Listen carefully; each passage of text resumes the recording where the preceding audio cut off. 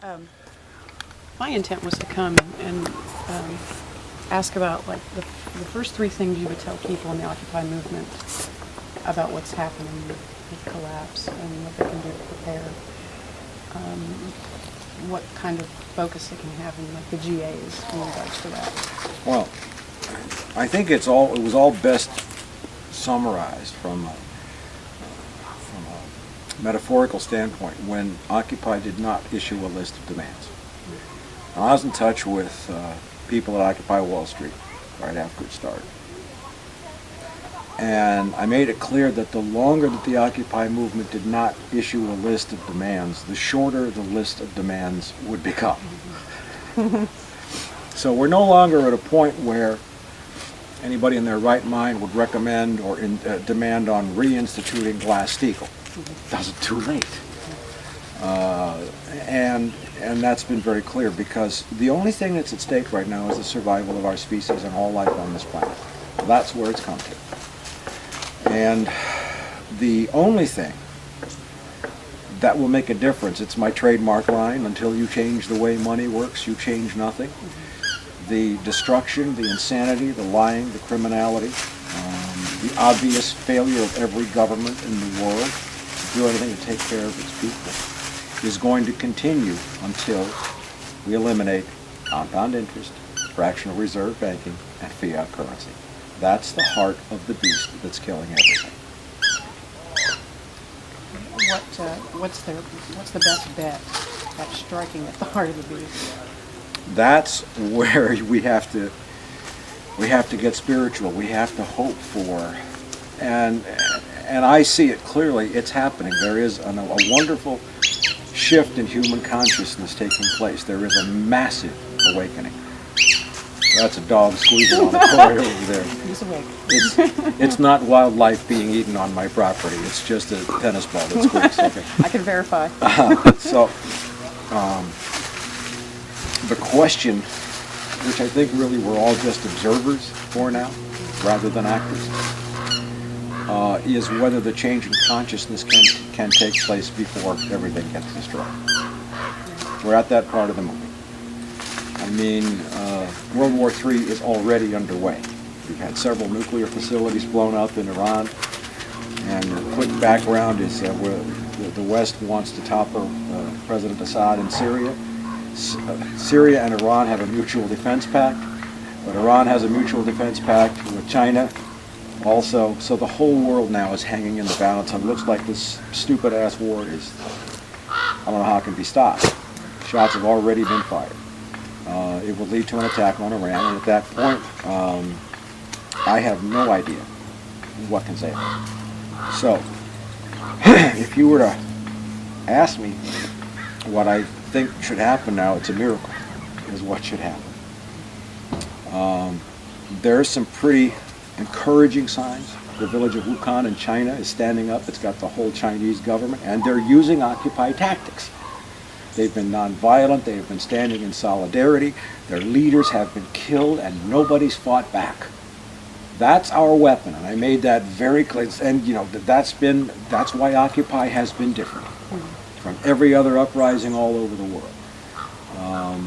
And I can't predict how or where it's going to pop up next, or where this wonderful consciousness is going to reveal itself or manifest. But I know that it's important to keep the consciousness alive, because it's powerful.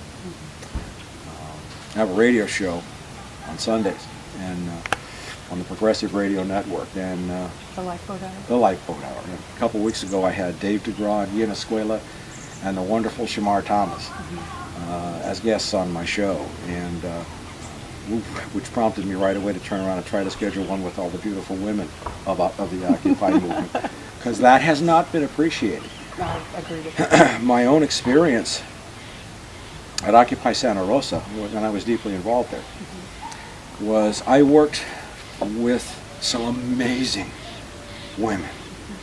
And what the Occupy space was, I think, was a space where the sexes could discover each other as equals.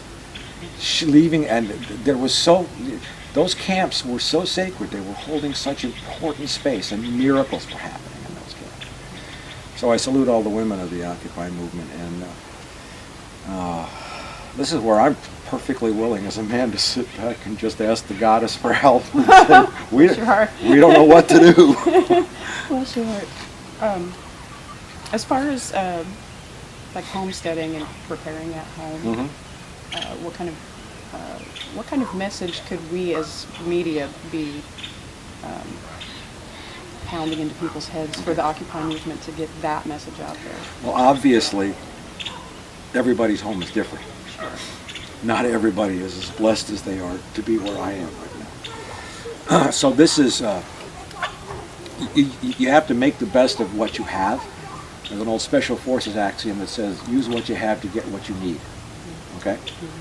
And at CollapseNet, my site, we have an absolutely free Lighthouse directory with 1,600 hand-picked screened entries where you can find the answers to what you need to do to start growing food or whatever relative to your specific situation, whether it's Chicago or, wherever, and apply them to your needs. A lot of the work's been done. This is not a mystery.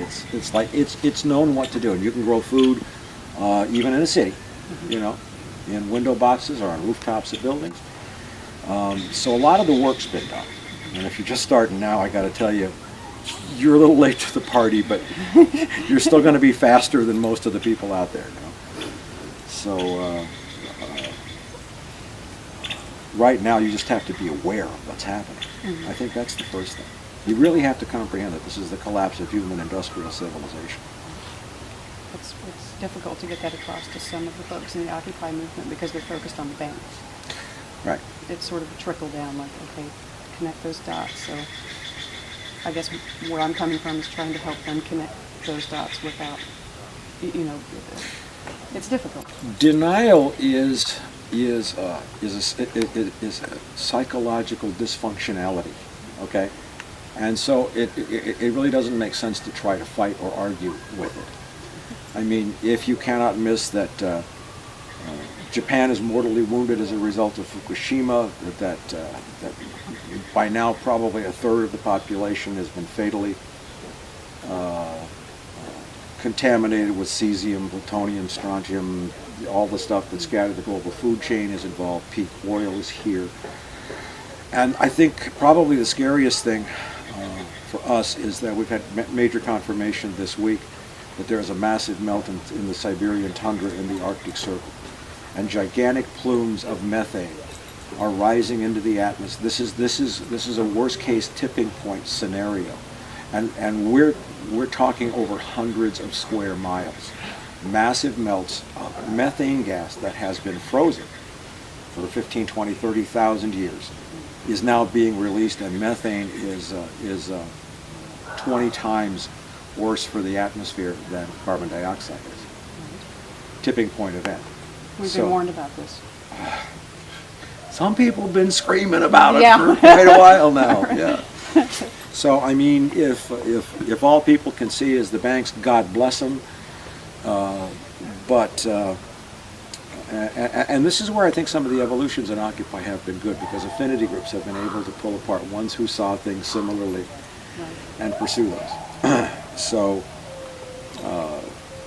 if people don't see that now, my gut inclination is because I'm in a really unique position. I'm known all over the world. CollapseNet, my company's in 68 countries. And I get feedback from all over the world. And what I'm aware of is that there's a bunch of people over here who don't get it, but there's this amazing number of millions of people who do understand this is the collapse of human industrial civilization. I don't have time. I'm only human, okay? So we go with the ones who are awake. I almost feel like I'm carrying that baton. And there's a lot of us carrying the baton. Yeah. I had this amazing, very revealing exchange with a former Army Ranger. I'm in touch with a lot of vets, and the vets have really, yo bros, all you vets who've come out to support Occupy, my brothers in arms, I fucking love your silly ass, and that even includes Shamar Thomas. He's kind of ugly, but he's all right, and he's a Marine, which is even worse. Semper Fi. Semper Fi. So, what was I talking about? The bets that have come out that you're connected with. An exchange. And again, it's so much like a matter of perspective, where you need an altered state of consciousness to see this. But he was emailing like, what do we do to get more people to see it? And it just hit me. That's not the problem. The problem is to get all of the people who do see it to be able to see each other. Once we all became aware of the millions, tens of millions of us who see this clearly, if we could just realize that there were that many of us, it would change the playing field completely. And the energy shifts too, Yes. in that way. Yeah, that's the 100th monkey deal. That's Right. you know, and that's what a spiritual shift also looks like. Where all of a sudden there was no more contest. It's like suddenly everybody realized what the mission